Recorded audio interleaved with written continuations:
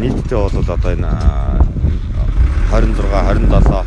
39 9-р байрны нийтдээ нэг 350-60 өрхий нийтдээ 300 гаруй хүүхдээ одоо юм тоглоомын ихэд огцолтын ажил хийгдэх учраас зөвшөөрлөг байсан гаражуудыг одоо газрын тухай хуулийн 57-гийн 3 дахь заасан цагаа одоо хугацаатай нийлэгдэл өгөөд тухайн хуулийн этгээд манай өөрснөө одоо гараж болохгүй учраас газрын хуулийн 57-гийн дөрвийн дагуу ганц чиглэлд манай даалгавар үүсгэл хийж байна. Яг нийт талбай хэдэн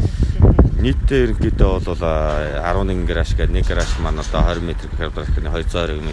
газрыг одоо газар чиглэлтэй ажиллааг одоо ажиллагаа нь өнөө өглөөс эхлээд ажил явуулж байна.